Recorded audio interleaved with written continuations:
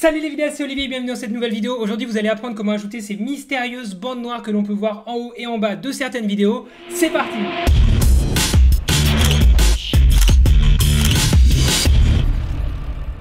Alors non, ces deux bandes noires ne sont pas ajoutées lors du montage à l'aide de deux calques noirs que l'on ajouterait en haut et en bas de l'image. Ça marcherait, mais dans une certaine mesure, et c'est pas du tout la méthode que je vous recommande d'utiliser. En fait, il s'agit tout simplement d'un ratio d'image, de ce qu'on appelle aussi plus couramment le format de l'image, qui correspond en fait tout simplement au rapport qui est fait entre la largeur et la hauteur du rectangle de votre image, que ce soit en photo ou en vidéo. Alors justement en photo vous avez deux principaux standards comme ça de ratio d'image, vous avez le 3,5 et le 4 tiers. Le premier il est plutôt utilisé sur les appareils photo de type réflexe, étant donné que c'est un héritage des appareils photo argentiques avec la pellicule en 24-36, donc il y avait un rapport de 3,5, alors que l'autre, le 4 tiers, est plutôt utilisé sur les appareils photo de type compact, bridge ou encore certains hybrides, et correspond en fait au ratio qui était utilisé sur les téléviseurs cathodiques, qui étaient donc en 4 tiers. Maintenant, la majorité des téléviseurs sont passés en 16 neuvième, vos écrans aussi, et c'est pour ça que la majeure partie de nos caméras, de nos drones ou de nos appareils photo filment aujourd'hui en 16 neuvième, et que c'est un format très répandu aujourd'hui, un format que vous connaissez toutes et tous. Alors bien sûr, il existe tout un tas de ratios possibles, une infinité, vous pouvez même créer les vôtres. Vous avez des standards donc comme le 3,5 et le 4 tiers en photo, mais vous avez aussi du 1/1, des formats carrés comme ça, qui ont été remis au goût du jour par Instagram, mais qui existaient déjà du temps de l'argentique avec les appareils photo moyen format, avec des négatifs qui faisaient 6 cm sur 6 cm.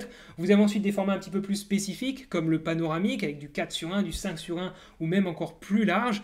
Viennent ensuite des formats donc vidéo, comme le 16 neuvième qu'on vient de citer tout à l'heure. Le 16 neuvième qui correspond à ce que vous avez en vidéo Full HD, donc en 1920 pixels de large sur 1080 pixels de hauteur, donc ça fait bien un ratio de 16 neuvième. L'Ultra HD c'est pareil, alors que la 4K non, mais l'Ultra HD vous êtes en 3840 par 2160 pixels de haut, ce qui nous donne un ratio de 16 neuvième également. Viennent ensuite des formats qui sont utilisés par le cinéma, comme par exemple le 1.85, le 2.35, le 2.39 ou encore le 2.55. Mais pour en revenir à cette question de bande noire, si vous n'en voyez pas dans vos réalisations, c'est sans doute tout simplement parce que vous filmez en 16 neuvième, vous réalisez votre montage en 16 neuvième, vous exportez en 16 neuvième et ensuite vous visionnez votre vidéo 16 neuvième sur un écran en 16 neuvième. Donc forcément, votre vidéo prend l'intégralité de l'écran sur lequel vous la regardez. Si maintenant vous visionnez cette même vidéo en 16 neuvième sur un écran 4 tiers, vous allez obtenir automatiquement une bande noire en haut et en bas, tout simplement parce que le 4 tiers est plus haut que le 16 neuvième. Et à l'inverse, si vous visionnez une vidéo 4 tiers sur un écran 16 neuvième, vous allez également obtenir des bandes noires, mais cette fois-ci à droite et à gauche de votre écran, tout simplement parce que le 4 tiers est moins large que le 16 neuvième. C'est ce qui se passe lorsque vous visionnez une vidéo qui a été filmée avec un smartphone en vertical sur un écran 16 neuvième, vous allez obtenir forcément des bandes noires à droite et à gauche. Alors vous connaissez maintenant un petit peu mieux ces questions de ratio d'image et vous aurez compris par vous-même ce qu'il vous reste à faire pour obtenir des bandes noires sur vos réalisations.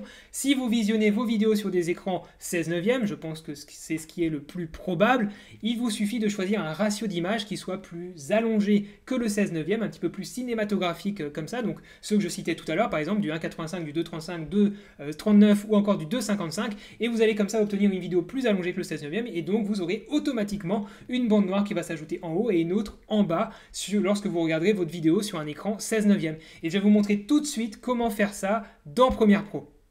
J'ai déjà importé un clip Ultra HD, donc 3840 x 2160 pixels, donc en 16 neuvième, et je vais juste créer maintenant une séquence avec le ratio d'image qui m'intéresse. Donc j'allais dans Fichier, Nouveau, Séquence ou raccourci clavier CTRL-N.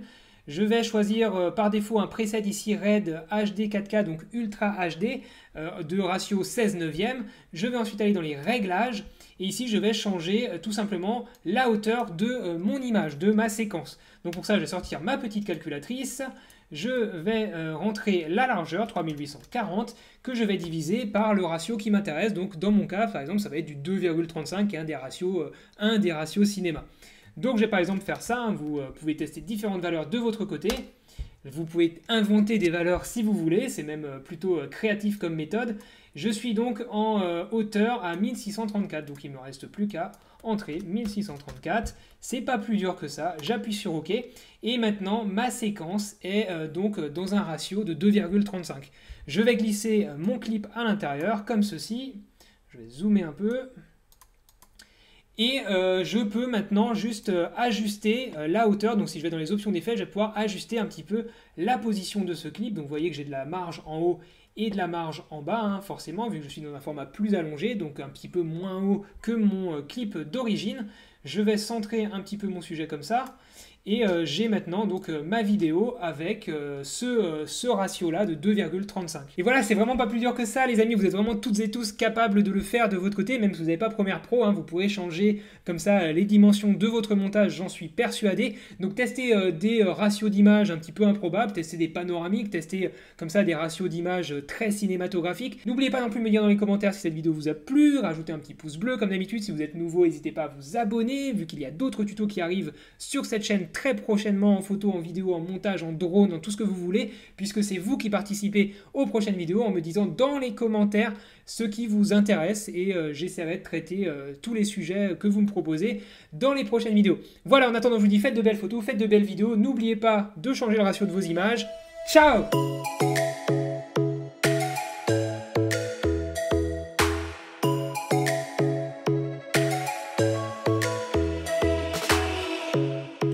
Strikes by my window, hits my chest right in the